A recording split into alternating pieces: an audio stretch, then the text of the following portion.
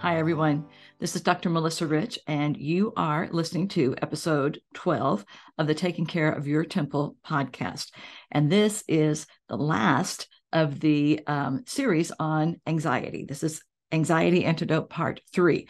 And this is going to be the last one on anxiety. It has really gone on longer than I thought it would, but there was just so much material that I really wanted to cover. So the object of this podcast is to help women connect with God regularly, to use his might, power, strength, wisdom, whatever, to improve their physical, mental, emotional, and spiritual health. And we do this by following 4 principles. The first one is we keep our focus on God. This sounds really easy to do. I promise it is not, because it is way too easy to get distracted and to end up chasing rabbits all over the place. So keep bringing your focus back to God. 2, acknowledging that we're not enough on our own. We don't have enough strength, power, wisdom, ability, whatever, to fix things. We need his help. And the good news is he will give us his help as soon as we ask for it. The third thing, this is a biggie, reminding ourselves repeatedly, it's about progress, not about perfection. And the fourth one is to work on consciously changing our thoughts. It is really, really easy, if we're not careful, to have our thoughts just start going in this negative spiral loop that keeps replaying and replaying. And at some point, we just have to tell ourselves, this isn't true. I don't believe that. That's not right. Here is what's going on. And we have to keep bringing ourselves back to what God really tells us about ourselves. So before we start, as always, I am going to give a quick prayer to ask God to bless this podcast. So, Lord, I just thank you so much for the opportunity to do this. I thank you so much for the ladies who are listening. I just ask that the things that I say will be helpful to them, that will really allow them to improve their lives. I just ask that you will give me the words, give me clarity, give me direction. Thank you so much for loving us. Amen. Okay. So my goal is to do this podcast weekly. So far, I have been on target, hoping that will continue, and to give you guys some good tools and tips that make you feel and function better. So as I've said before, sometimes on this podcast, I will have some really awesome, amazing guests. Sometimes it will be me. Today, it is just me, you lucky people. And I am going to be concluding, as I said, this series. This is the third in a series of podcasts on anxiety. This is a topic that I am really much more familiar with than I ever wanted to be. And if you will go back to episodes 10 and 11, those are the ones where I started it. So I'm going to summarize what we've talked about before quickly and briefly, and then go into some new material. So anxiety, as most of us are probably aware of, has always been an issue. 40 million Americans, that just blows me away, experience an anxiety disorder at some point in their lives. It's even more so, obviously, when we go worldwide. Worldwide, about 364 million people have an anxiety disorder. That blows my mind. Anxiety is more common in women than men. So again, it's more of an issue for us. We are twice as likely as men to experience it. Yeah, good news. Anxiety disorders are the most common mental illness in the U.S. If you have an anxiety disorder, you are also likely to experience depression, because those two disorders tend to be what they call comorbid. That means that they go together. If you have one, you're going to be more likely to have another. Most of us probably figure this out, but COVID did not help anxiety at all. In fact, it triggered a 25% increase in anxiety and depression worldwide. So again, it did not help. Of the 40 million Americans who are coping at some point with an anxiety disorder, only 36.9% ever get any help. So that's less than 37% of the people who are dealing with it get some help. And ladies, that is so sad, because anxiety is very treatable if you go and get some treatment.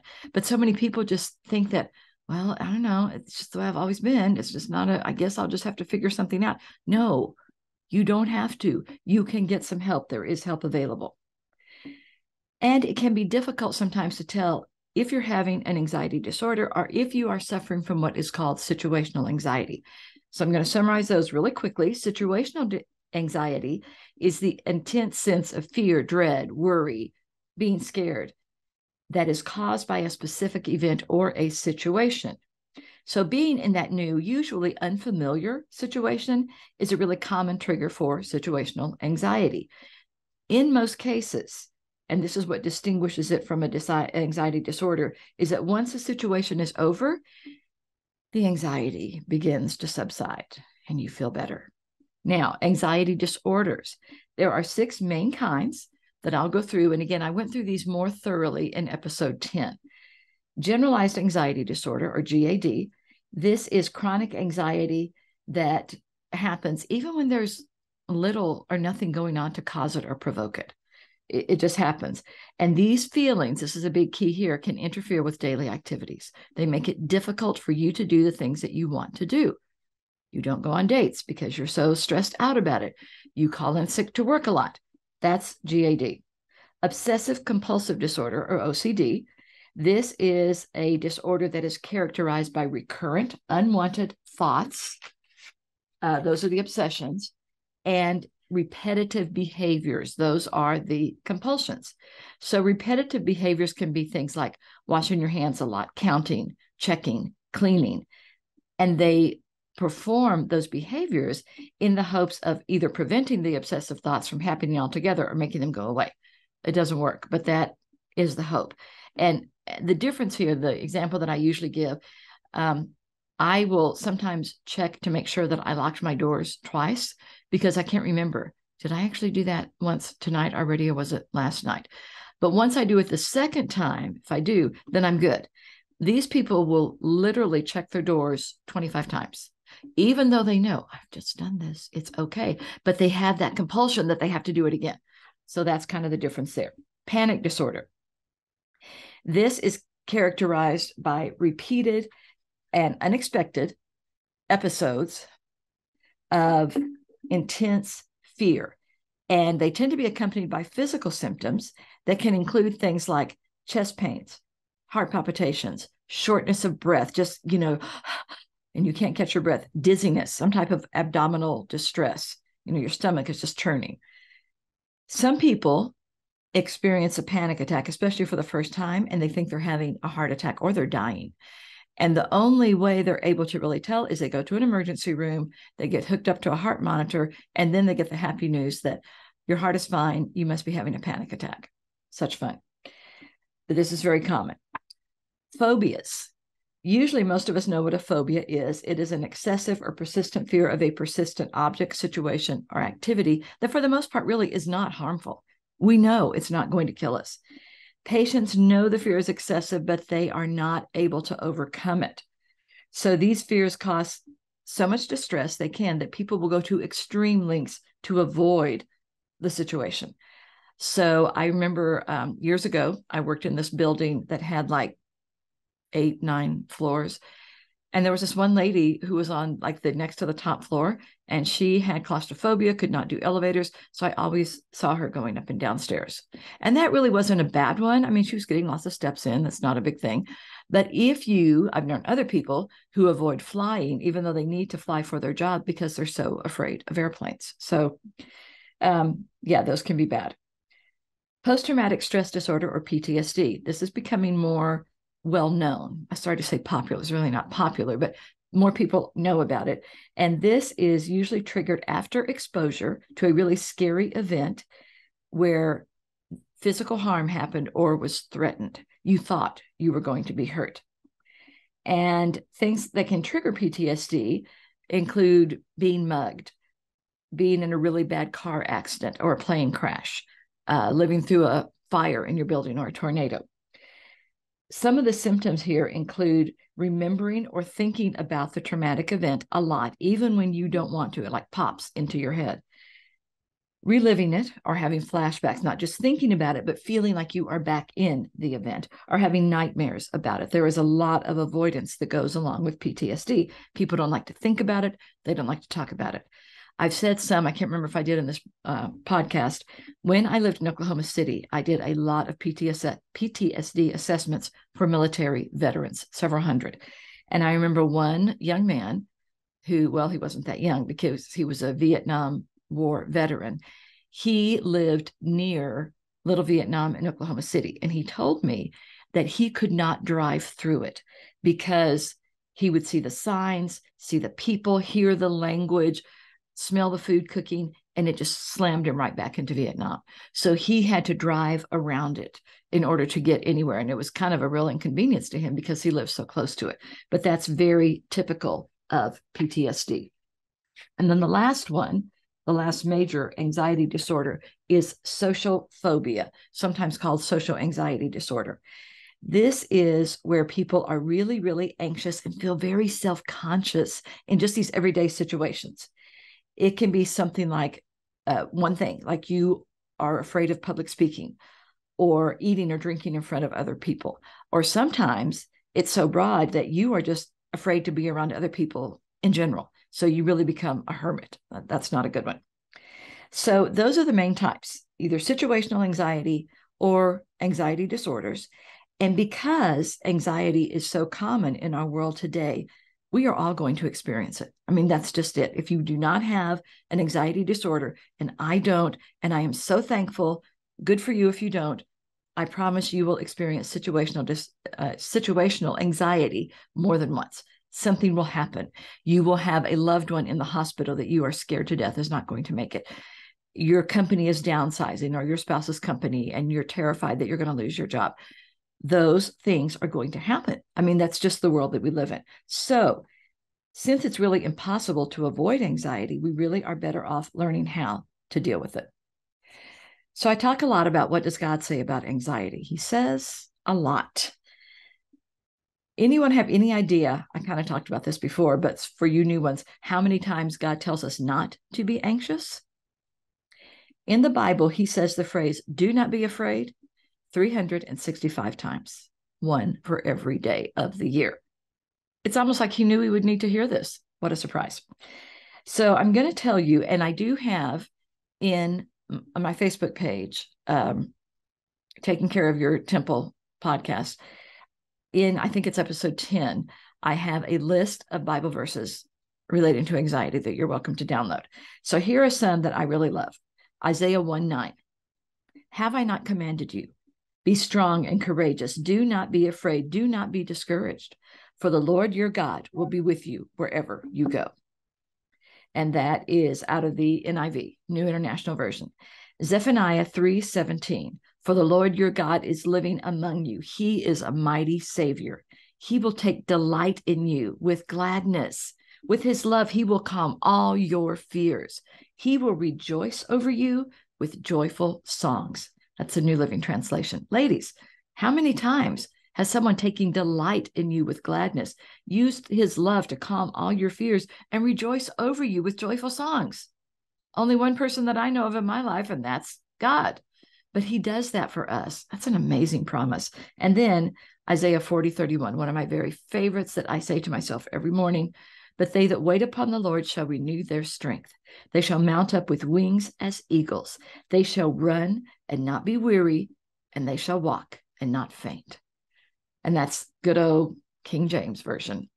When I read scripture or memorize it, I kind of move around different versions, but sometimes I love the King James. That's a great promise. Love it.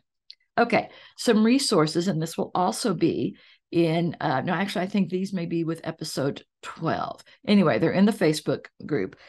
I'm a big believer in music. I think music is a great way to calm my fears. And when I have situational anxiety, one of the things that I do is I go on YouTube and I find some praise and worship songs and just start listening to them, singing along, and I start feeling better. So a really good one that I've liked lately is called You've Already Won by Shane and Shane. And the links to these songs, by the way, are in that group. It is an amazing song. And it talks about, I'm fighting a battle you've already won. And I find myself doing that so many times. I have to think, wait, God's got this. I don't need to fix it. It's okay. It's all taken care of. I have to remind myself of that. And I love that. One that I love, this is not specifically related to anxiety, but if you are feeling anxious, you play this song, you are going to feel better. It's by Crowder from Passion 2020. It's called Crushing Snakes with Taya. I pretty much like anything Crowder does. And again, the link is there. So good. It talks about how God is in control. He's got this. And we know what's going to happen at the end. He's going to win. It's a great song. And there is kind of the link that I give here is the one from the Passion. There's also kind of I don't know if it's a cartoon or an anime version. I love both of them. The music is the same, just a different visual. So you can try that one too. The last one I want to talk about here is by We the Kingdom, who are amazing. I pretty much love anything they do. And this one is Holy Water. Again, all their stuff is good, but I really love this one. Okay, so that's kind of a review from the last couple of segments. Well, that's from actually maybe the first one. One of the things that we need to remember is that God does not want us to be okay, I have to concentrate to say this. He does not want us to be worriers. He wants us to be warriors. Try saying that 3 times fast. How do we do that? So I'm going to be giving some suggestions. Some of this that I'm getting ready to tell you now, I went over in the last episode, so I'm just going to list them briefly because they are in episode 11, but I don't want to leave them off. Then I will go into some new things that we can do. Also, I get asked a lot about medication for anxiety. I am going to discuss that. That will be the last item that I discuss today. There's a reason I'm saving it for the end, so hang in there if you're interested on that one because I will be talking about it. Okay.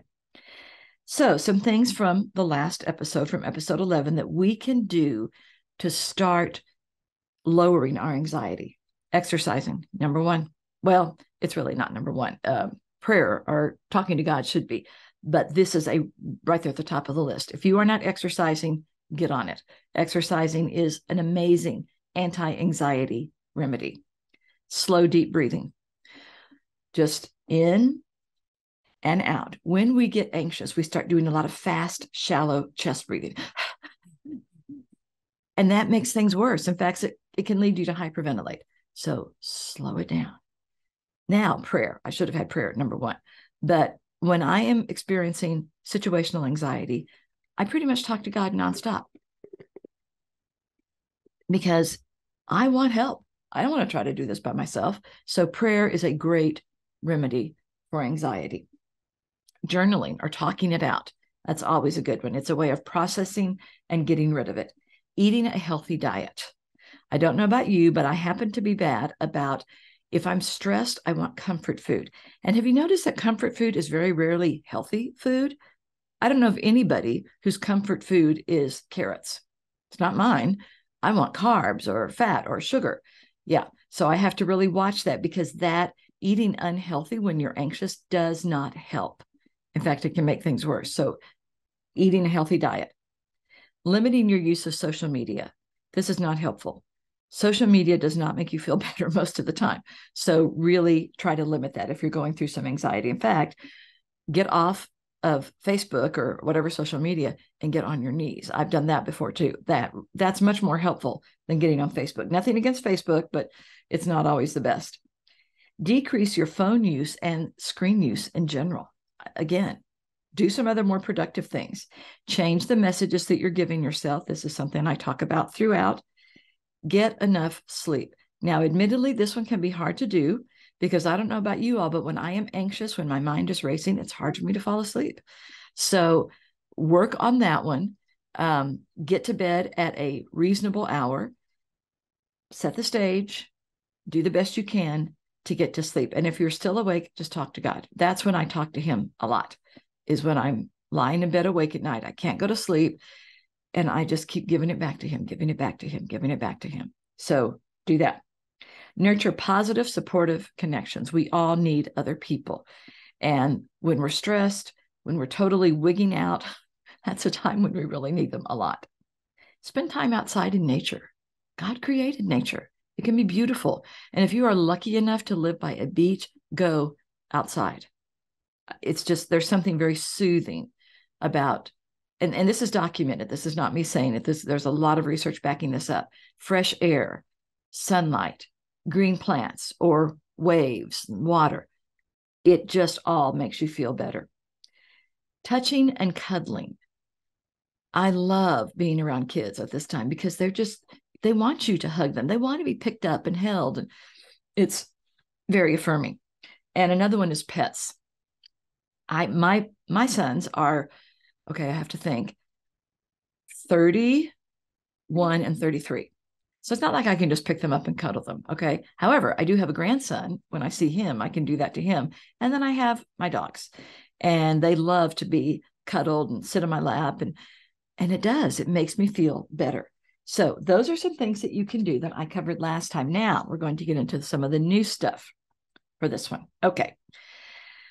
So the first thing, I kind of talked about it before, is listening to music. That is a proven way to lower your anxiety. And there are several reasons for this. One is music triggers pleasure, makes us feel good. Now, I'm not talking about really hard rock or anything really dark. Again, praise and worship music is good. Instrumental music. I like some new age, just instrumental music, because there's less beats per minute. It's very soothing. It's calming. There's a lot of wind instruments. So I like that. It just depends on what works for you. Excess cortisol makes our stress levels go higher. However, cortisol production decreases when we listen to music. And music also helps boost those feel-good chemicals in our brain. Next, music takes your nervous system down a beat. The tempo of music, I just kind of talked about this, that you're listening to can automatically slow down or speed up your heart. Also, your blood pressure and your breathing. So what's recommended to calm down is listening to slow music, 60 to 80 beats per minute, if you're feeling anxious. Again, not the hard rock stuff, because that can make things feel worse. Next, music is an emotional release. Creating music, and darn, I wish I could do that, but I can't. I can appreciate it, but it's an effective way to express energy or emotions. When stress can't be expressed through language, sometimes listening to music and singing along with it is a way to get those feelings out of your body. Also, I love this one. Music fosters creativity. When you're stressed, creativity kind of goes out the window because your nervous system shuts down. You get into more of a fight or flight survival mode. So you're not feeling real creative. But creating music or listening to music helps get you back in to that relaxation, creativity, clarity zone that can be so helpful and is much better than the fight or flight. And also, music helps facilitate connection. Creating or listening to music really helps us connect with other people, especially, obviously, if we're doing it with somebody else, because you're sharing that common bond. Okay, next thing that we can do to help us feel better if we're anxious is to do something creative. Engaging in some type of creative activity is really good for your mental health and your well-being. Research show this. Creativity, being creative, can increase positive emotions.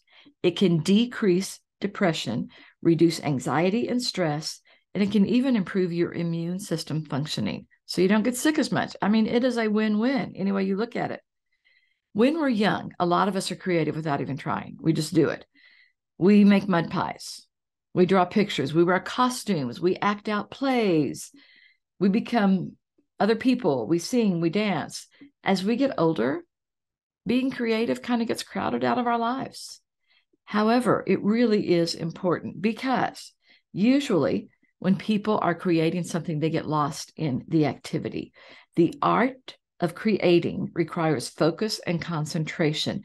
We get into that state that psychologists call flow. Flow is defined as those moments of rapt attention and total absorption, when you get so absorbed and so focused on the task at hand that everything else disappears. Now, I think I've talked about this. I love paper crafting, rubber stamping in particular. When I do that, I am just absorbed. I'm having a good time, not really paying attention to other stuff going on around me. I'm in the zone. I love that. And it feels good. The state of creative flow is caused by changes in brain function. Our brain waves slow down, and original thoughts, creative thoughts pop up. The prefrontal cortex temporarily deactivates or goes quiet, which makes us less critical of the ideas that we have. We don't get the negative voices saying, oh, that'll never work. Don't try that. And we become more courageous. And so we try things. Also, during a flow state, our brain releases this cascade of neurochemistry that has large quantities of endorphin, serotonin, and dopamine. And again, those are the feel-good chemicals of our brains. And they affect creativity and cause us to feel good. So do something creative, ladies, on a regular basis. Your brain and your body will thank you for it. So the way that our brain acts during creative activities is similar to what we experience during meditation, mindfulness, and yoga exercises. These activities are designed to help us find peace, calm, happiness, and we just kind of get that natural high or feeling of joy and contentment because we've done something creative. I love making my cards. I love them because it makes me feel good. I've done something concrete that's creative that I can look at. And then I send cards to people or I give sets of cards to people for presents for different things. And people always love them, or, they say they do. Maybe they're just being nice. I love them. So some activities that can do this, some creative activities for adults: sewing, cake decorating, carpentry, scrapbooking, doodling.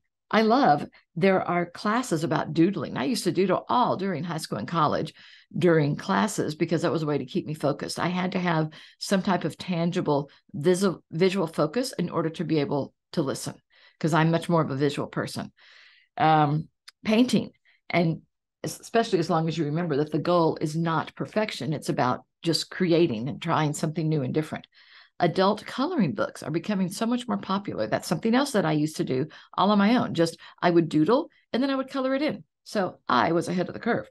Ceramics and pottery and upcycling, getting something old and sanding it down or reupholstering it or whatever and making something new. Very cool. Okay, next one. I love this. Laughter therapy.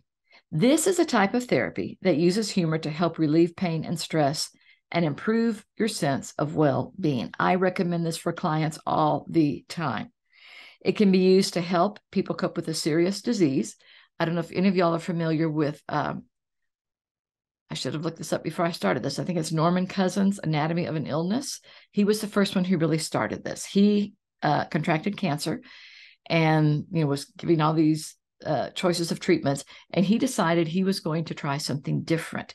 He rented, and this was back when they were on the big reels, not like the videos that we have now. He rented a bunch of Marx Brother movies and he watched them every day and laughed. He beat his cancer. This is the first documented use that I'm aware of laughter therapy. Really, really good. Laughter therapy can include laughter exercises, clowns, comedy, movies, books, games, puzzles. And one of the reasons that in fact, when I prescribe it to clients, especially for my anxiety clients, because they tend to be so uptight and anxious and stressed out, what I tell them to do is to go on YouTube. And they can read books or whatever, that's fine. But if you go on YouTube, find some funny videos like bloopers. My sons love sports bloopers. I'm not that big of a sports person, so those are okay for me. I like funny animal videos and like wedding bloopers. I think those are hilarious. So find something that you like.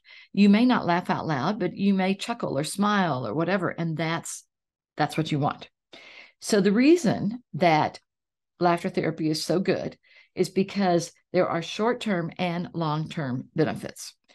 So a good laughter has great short-term benefits. When you start to laugh, it creates physical changes in your body. It doesn't just make you feel good. There are different physical changes. It stimulates some of your organs. It activates and relieves your stress response because it decreases your heart rate, blood pressure, so you feel happy and relaxed. And it soothes your tension so that, again, you just feel better. Some of the long-term good effects of it is it actually improves your immune system functioning, because negative thoughts can really turn into chemical reactions that affect your body by bringing more stress into your body and decreasing your immunity. And trust me when I say none of us need more negative thoughts. We have enough. So try the laughter. It also can relieve pain, which I think is so interesting. It really produces painkillers, natural painkillers in your body. It increases personal satisfaction. It can make it easier to cope with difficult situations. I think it helps put things in perspective for me, and it improves your mood. You feel happier. It can also improve your self-esteem. So if things have been really, really serious and heavy and dark for you lately, try some laughter. I promise you will feel better. The next tool that you can try is to drink plenty of water. I've always known for years that not drinking enough water obviously has physical impact on your body. It also has an emotional and mental impact. Not drinking enough water increases your risk of anxiety and depression. Who knew? So research shows that people who drink lots of water feel calmer and more confident, and lower levels of water intake are associated with more tension, depression, fatigue, and confusion. Also, dehydration may be associated with sleeping less. I like to sleep. So anything that helps me sleep better, I am all in favor of. And sometimes people don't realize that they're dehydrated, that they're not drinking enough water. Here are some signs that you may be dehydrated. Thirst, obviously, you're feeling thirsty. Dry mouth, skin changes, dark yellow urine, constipation, higher blood pressure, sleepiness or fatigue, headache, or nausea. And children can have a little bit different signs. So here are some signs that they may be dehydrated. They may be fussy, lethargic. Babies can have dry diapers. They may be crying without tears. I didn't even realize that was a thing, but apparently so. So research shows that adults who drink 5 or more cups of water a day are at lower risk of depression and anxiety. Drinking less than 2 cups a day is going to lower that risk. And when I get clients who are seeing me because of anxiety, one of the first things I ask is, are they drinking enough water? And most of them are not. So what counts as water? Coffee, tea, some fruits and veggies have water in them. Obviously, water does. Alcohol does not count. It actually ends up dehydrating you. And if you don't like the taste of water just by itself, because I have people say, I just don't like the way water tastes, or you just have a tough time getting it all down, try some of these. Add some fruit to your water, lemons, berries, cherries. I love orange slices in my water. That's good for me. Maybe some fresh mint leaves, some basil, ginger, or rosemary. Drink some sparkling water or seltzer if you like fizz. That's fine. Make sure it's cold. I like lots of ice in mine, and this is a personal preference. I shouldn't say make sure it's cold. Make sure it's at a temperature that you like, because warm or cold are both good for you. I just prefer cold. Add it to your routine. So maybe make it like every time you do something, get up to go to the bathroom, I don't know, check your email, something that you do regularly, you drink some water. And it will kind of start incorporating itself into your routine. Get a large cup and carry it around with you and sip it regularly throughout the day. You can do that. I have a big kind of a insulated cup with a handle, and it's 40 ounces. So I know if I drink 2 of those during the day, I'm where I need to be, and I almost always do. Or some people will keep a jug in the refrigerator, or some people don't mind it being warm, and they just carry a like 64 ounce, I think that's right. Is that 8 cups? I think so. Whatever it is, 8-cup container with them. And they carry it around all day. And once it's empty, they know that they've had enough. Whatever works for you is good. And by the way, I looked it up. Water flavorings are not good for you. They have a lot of chemicals. So fruits or herbs are fine. Ice is good. Don't put the flavorings in them. Next, if you are really dealing with anxiety, you need to limit our alcohol and caffeine, because there is a clear link between having a lot of those substances and anxiety. So caffeine, more than 400 milligrams of caffeine a day, which is about 4 to 5 cups of coffee, can increase the possibility of anxiety and panic attacks. Caffeine just overall is not good, too much of it for people with anxiety. it can really precipitate or increase anxiety that you're having. There's actually, I didn't know this until just real recently. Caffeine can be so potent that caffeine-induced anxiety disorder is a subclass in the DSM-5, the Diagnostic and Statistic Manual of Mental Disorders. I had not heard that. So it is something to be aware of. So if you're not sure whether caffeine is triggering anxiety for you, try the following thing. Keep a journal of the impact of caffeine for a week. Track all sources of caffeine that you may be taking in. Coffee, sodas, decaf coffee. Yes, it does have some. Chocolate, tea, energy drinks. There's all kinds of things that have caffeine. Just track it for a week to see how much you're getting. And then the next week, get rid of all your caffeine, but keep doing everything else. Keep eating the same, keep working out all the same, and see what the results are. If you have a significant decrease in anxiety once you eliminate caffeine, then that may be something that you need to be aware of. So alcohol, and by the way, caffeine is not one for me because I'm not a coffee drinker. I don't like the taste. I think it never tastes as good as it smells. I love the smell. I don't like the taste at all. So that's not an issue for me, but we all have different ones. Alcohol. Anxiety is a common feeling when people drink too much. And a lot of people drink too much because they're feeling anxious. They want it to relax them. However, the problem is, although it may initially make them feel better, in the end, it really can worsen the symptoms. Alcohol is a depressant. It slows down processes in your brain and central nervous systems. And again, initially, it can make you feel less inhibited. You may feel more relaxed in the short term, but the effects wear off quickly.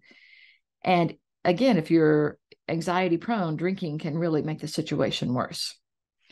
Over time, if you regularly drink heavily, your central nervous system gets used to that suppressing effect of the alcohol, which means your brain is affected if your alcohol level suddenly drops.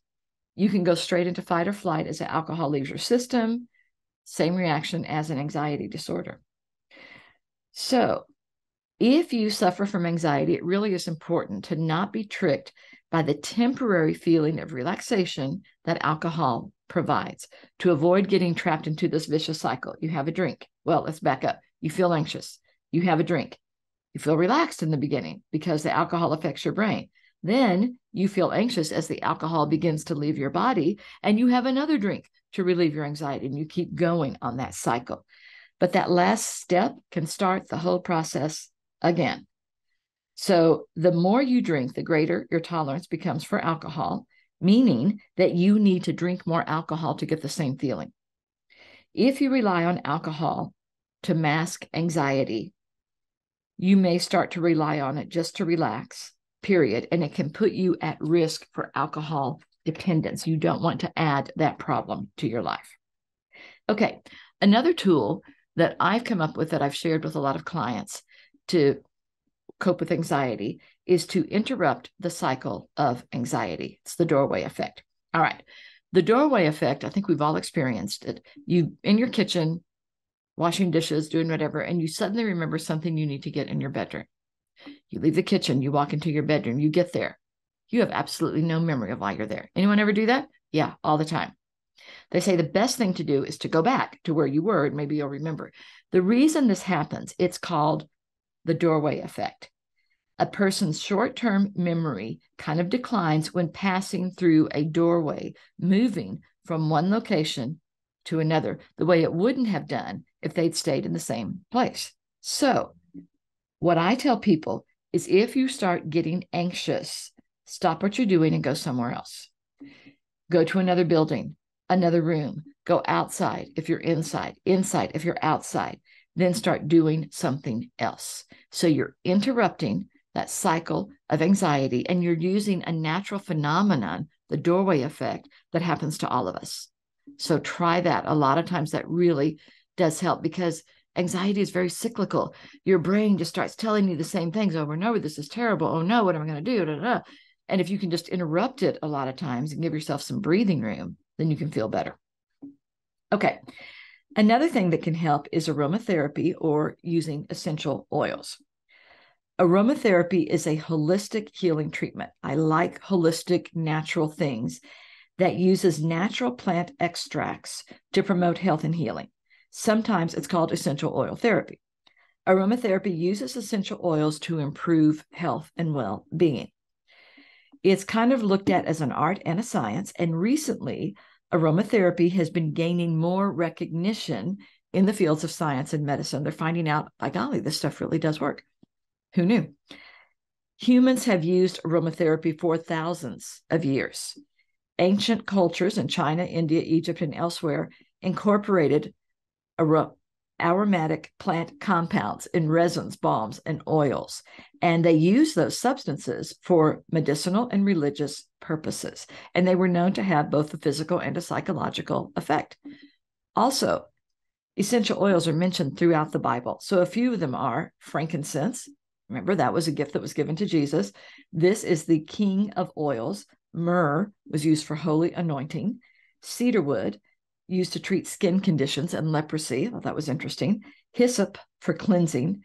And calamus, I don't know if I'm saying that right. It's also known as lemongrass, used in perfumes, incense, and as a special holy anointing oil. Aromatherapy works through the sense of smell and skin absorption. And you can do it by using products such as diffusers. A diffuser is something that you put some water in, put in a few drops of essential oil, plug it in, and then it just diffuses the essential oil throughout the room. I use a diffuser every night. When I go to sleep, I put lavender oil in it, and it's calming. You can use it. It can be used in bathing salts, body oils, creams, or lotions for massage or topical application, facial steamers, hot and cold compresses, and you can use these in any combination.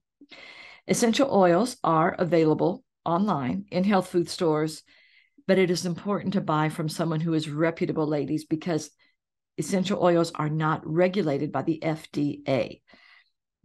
So if you buy from a reputable source, you're getting a quality product that is 100% natural. It shouldn't have any additives, fillers, chemicals. You would think none of them do, but they do. I use Young Living. That's the name of the brand. It's the only one that I know. First of all, they've been around for like 25, 30 years. They're the only brand that I know that none of their oils have anything artificial. It is just pure plant. And I just think they're amazing. They also have, they grow their own plants that they harvest. They will not grow in a field that has had chemicals or pesticides on it for 50 years. They handpick all their plants. Young Living, youngliving.com. They're the best. So again, I use Young Living essential oils, lavender in my diffuser every night. I used it for my bursitis and my leg pain. I use Digest for stomach issues, and I use peppermint for focus and if I get a headache. I mean, I live with essential oils. Highly recommend them. Okay, so another tool that can be used is journaling. Journaling, I think we all know what that is. It's the act of keeping a record of your personal thoughts, feelings, actions, insights, and more. You can write it down, you can draw, you can type, it can be on paper, on a computer. I will say if you're journaling on a computer, I'd be very careful about doing it online because there is like really zero online privacy. It's an easy, low-cost way of improving your mental and emotional health, and it's a tool that a lot of therapists recommend for clients. I've done it myself. The primary goal of journaling for anxiety is to get your negative thoughts out of your head and someplace else. It's a way of processing and dealing with it. A lot of times, seeing your fears, anxieties, and worries written down is the first step towards acknowledging them and moving past them. Also, with anxiety, a lot of times once you see it in writing, you look at it and you think, okay, that's really dumb. That's really stupid. I can't believe I was worrying about that. So it really is an important step in the process. It also helps you track your symptoms. Keeping a record of things can help you see patterns in your anxiety and maybe what are things that are triggering it for you.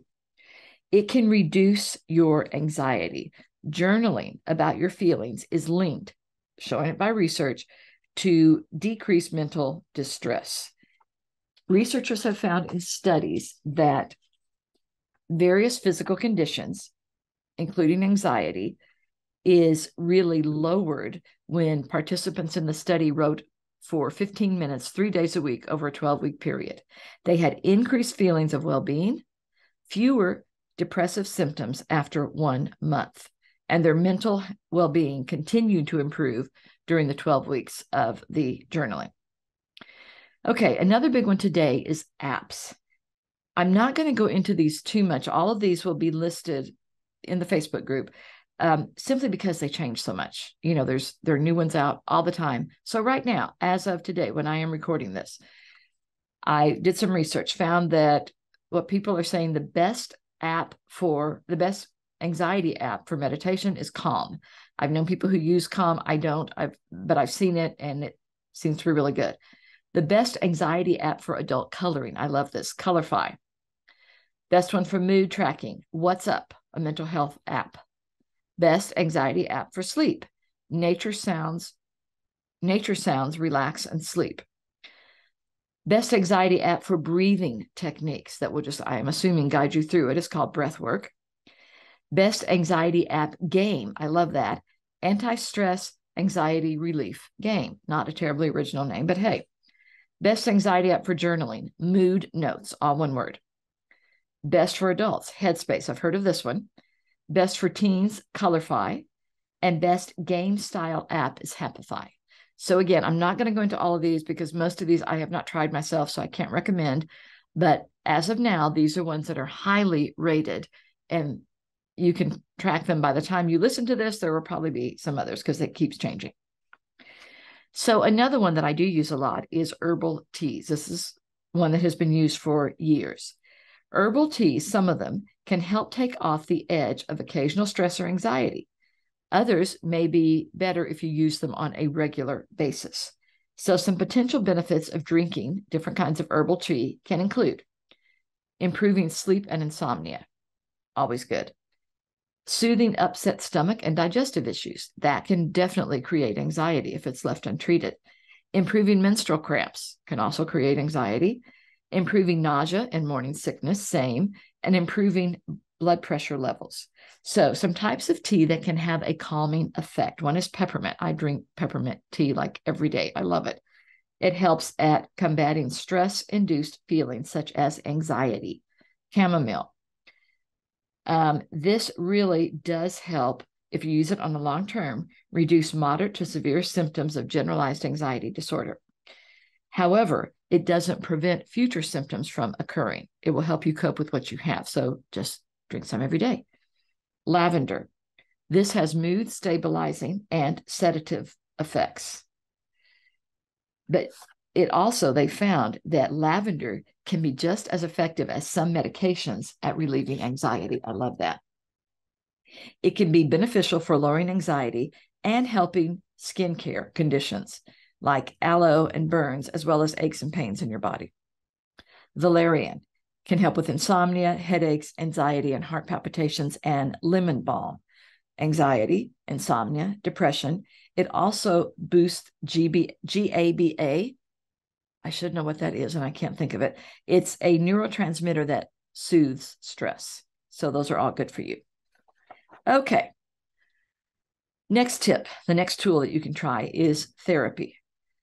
I was a family therapist for 28 years, and the best type of therapy for anxiety is CBT, or cognitive behavioral therapy. It's very effective at treating anxiety disorders. It's usually short-term treatment. It teaches you specific skills to help improve your symptoms and gradually go back to the activities that you started avoiding because you were feeling so anxious. Through the cognitive component of the therapy, patients learn to understand how their thoughts contribute to their anxiety symptoms. So by learning to change those thought patterns, they can reduce the likelihood and intensity of the anxiety symptoms. So basically, it teaches you to identify, these are thoughts that are making me anxious. Here's how I can change them. And then you feel better.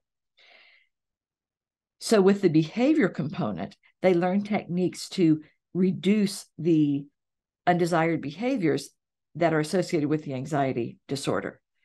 So maybe when you get anxious, you go home and don't come out because you don't want to see anybody. Or we talked about before, you eat a lot of unhealthy things, or you spend all day in bed. So that helps you change those behaviors so that you also are feeling better. Because ladies, our thoughts, our feelings, all those things are just linked. They're not like separate, they're all interwoven. And so if you can improve in one area, you're going to see improvement in another area. Next tip is hypnosis. Again, hypnosis for anxiety is my main thing that I do. And I think it works really well because clients relax when we get to the hypnosis part of the session. And clients with anxiety rarely relax. In fact, I get people in here who are arguing with me. I don't think this is going to work. I don't think it's going to help. It's not. And I'll be like, okay, well, it may not. Let's give it a shot. Let's see. And once they relax and see, oh my gosh, I feel so much better, then they really start understanding, okay, this can work. And then they start doing the things that I suggest, using the tools, and they get better so much more quickly. Sorry. Also, I think it helps that this is not therapy, because some clients, anxiety especially, are therapy adverse. They don't want to talk about it. They just want things to get better. So with hypnosis, all they have to do is listen and relax. And I find it to be amazingly effective. Next one is tapping, or emotional freedom technique, EFT. So physically, tapping is done on the acupressure points in your body while mentally focusing on whatever is troubling you. And you can actually release fear and stress and even boost immunity. Tapping is a way to address issues like stress or pain by bringing them to the forefront of your mind, accepting them, and then releasing them. It's sometimes referred to, and I love this, as psychological acupressure. Tapping combines elements of Chinese medicine, neuroscience, and psychology to disrupt the energy of those negative looping thoughts and beliefs. So there is an app that's called the Tapping Solution that I use every day. I tap every day, sometimes a couple of times a day, for focus, for concentration. There's a bunch for anxiety. I highly recommend the app. And what they talk about is that by focusing on a stressful thought that's creating tension in your body and gently tapping your fingers on those specific points, you send a calming signal to your brain. And this can help you change your reaction to that stressful thought or experience and go forward. I love tapping. I teach tapping to every single hypnosis client that comes in here. In the first episode, I show them the app, and I mean, I can't make them use it, but I highly recommend it. It's very helpful. It's user-friendly. It's easy to learn. It's very effective with anxiety. It can also let your body know that it's safe to relax. And it's being used in a lot of different schools now. I've seen videos where kids are sitting there just tapping themselves, and they're doing this self-soothing behavior to help them do better in school. I love tapping. So now we're getting to the last one that I promised I would talk about, and that is medication. So before I start talking about medication, I want to state my position. I am not anti-Western medicine or anti-meds at all. They have a place. I, however, prefer to start with a natural holistic solution. If that doesn't work, then I may try some meds.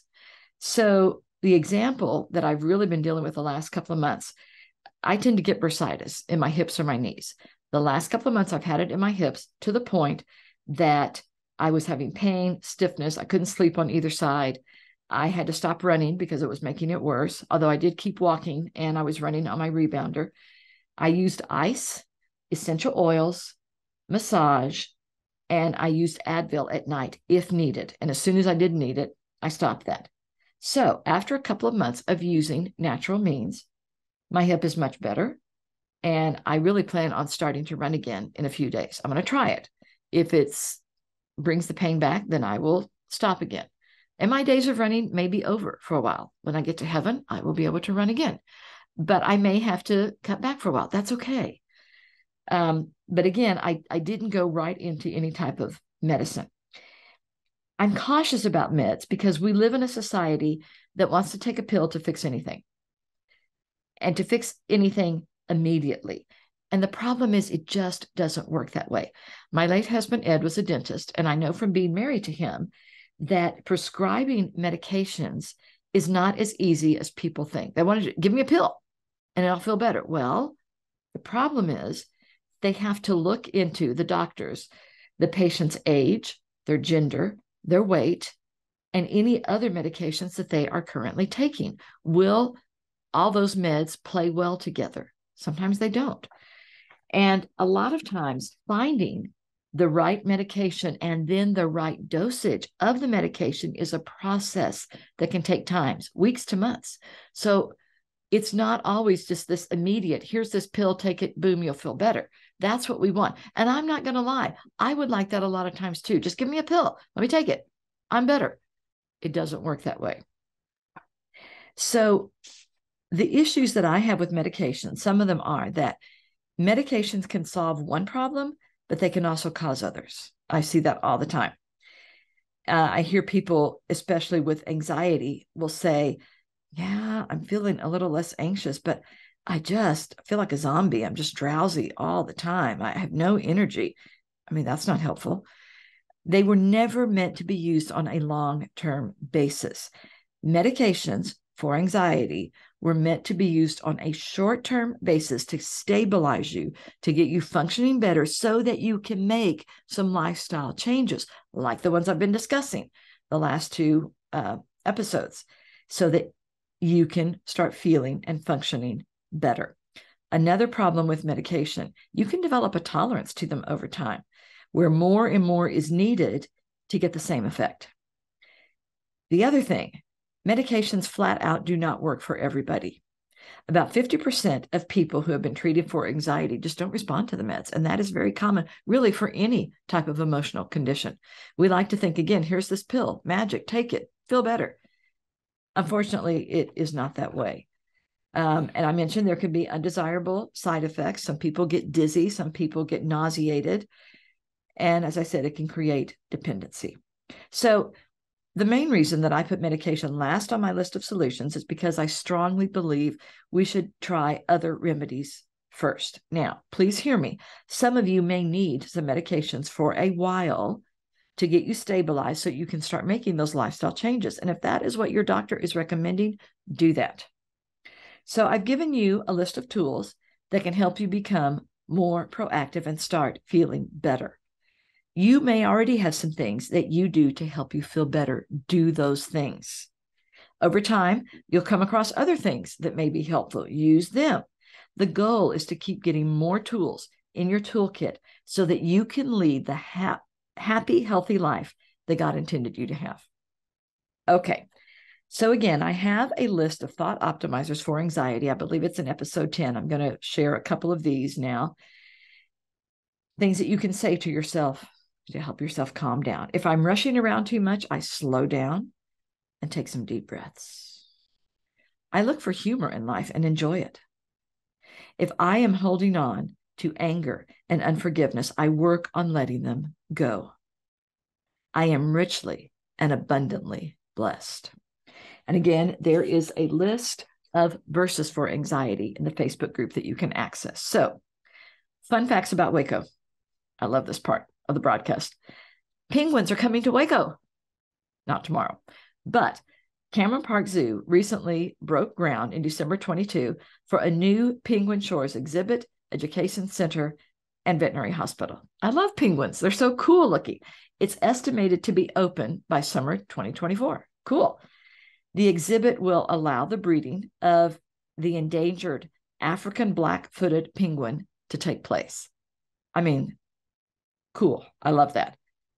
The zoo in Waco is the second most visited attraction in Waco. And like I said, I love penguins, so I'm really excited about that. When it opens, I'll let you guys know. And if you're in the Waco area, go to the zoo.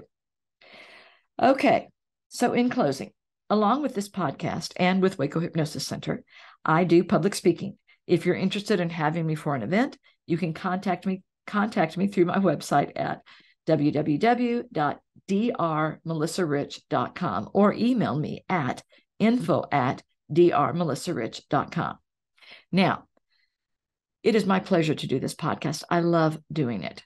You may be wondering, how can I help? I'm so glad you asked. If you enjoyed this podcast, please do one or more of the following. Write me a review, follow the podcast, share an episode. I am really working, ladies, on building up my audience, and social media marketing is not my strong point, but for some of you, you just do this effortlessly. So if you would help me out by doing some of these things, and maybe some other things I hadn't even thought of, that would be amazing. And contact me and let me know if you've done any of these things, and I will thank you on the show. So that is it for today. I hope this was helpful, and I will see you guys next time. Bye.